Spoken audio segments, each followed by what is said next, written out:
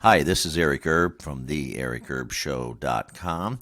You can find me online at twitter.com/The Eric Erb Show. You can find me on Spreaker and also find me on Podbeam now at podbeam.com/Eric Erb Live. I want to talk to you today about something very, very serious. I've been reading lots of articles and keeping up the coronavirus, as you know, for the last weeks. They're saying the coronavirus count now is about 40,645 infected and 910 people dead. Shanghai falls and is in total lockdown as China, the megacities of China. China is locking everything down, major cities. Beijing is now quarantined. Shanghai, again, is locked down. In response to the spread of the coronavirus, which originally started in Wuhan, China. It's very, very, very serious, folks. Now that the big cities, Beijing and China, are locked down, quarantined and locked down, just like I had predicted. I was talking with some folks earlier in the week, and I had predicted that Beijing and all the big cities would be locked down, and I predicted by about the end of the month or the second week of March, all of China would be under quarantine and the whole entire country of China would be locked down. This is very, very scary. The WHO, World Health Organization, is covering everything up, and they want us to take in more folks from China, more folks across the globe, and we can't do it here in the United States, nor should any other country. If people are from China, they need to stay in China. They don't need to run all over the world and infect everybody. But unfortunately, in this day and age, that's exactly what has happened. The folks in Chinese, has run all over the place. They've infected everything and everybody around the world. Before the Chinese, they were celebrating the Chinese New Year. 5 million people got out of that before they started locking down Wuhan, China. So it's a clusterfuck is what it is. It's a total clusterfuck, and guess what? People are dying left and right. So if you believe these numbers, these are the numbers that China is saying. But I tend to doubt the numbers. Again, as I've said on many, many podcasts, the Chinese don't like to tell the truth. They don't know how to tell the truth, and they won't tell the truth. That's the fact of the matter. They just do not want to tell the truth.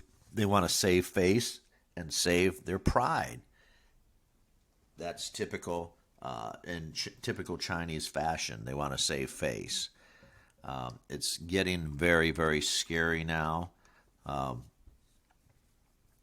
Again, Shanghai has been placed on strict lockdown, and all of Beijing being the capital of China, of course, they're quarantine and lockdown. The WHO, I'm also reading, is finally admitting this may be just the beginning of a global pandemic. It's like you want to say to the WHO and the people that are running the World Health Organization, no fucking shit, man. No fucking shit. This is the end of it. This is a major pandemic. I've been saying that again for the last couple of weeks, for almost 3 weeks now, since I've been covering this coronavirus pretty much around the clock. The disease is spreading. China does not know how to contain the disease. It's spread to almost every country now. I think there's like 30 or 40 countries that it's completely spread to, and not the ones that they haven't counted yet. China's even limiting test kits over there so the numbers can go down. So the less people, think about it, less people reporting, then that means the numbers go down, and they can say, oh, well, we're trying to maintain and contain this outbreak, and there's less people that are getting infected, less and less and less and less. Well, the bottom line is that there are not less and less, there's more and more and more.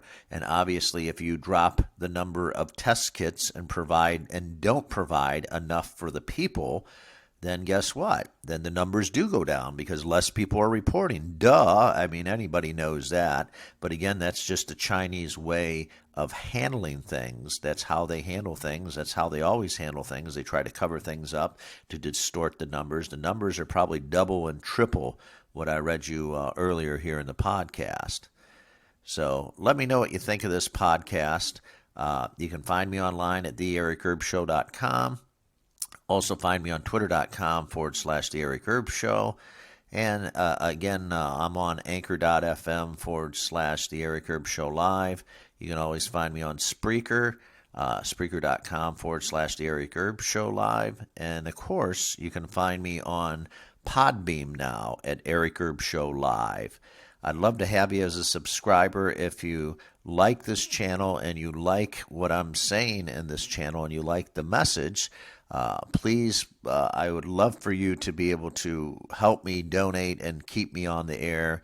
That'd be great. You can keep us on the air here. If you want to subscribe, donate, anything and everything always helps. Your support is always welcome. Your support is always needed and welcome. And I thank you very much. This is Eric Erb from The Eric Erb Show Live, signing off.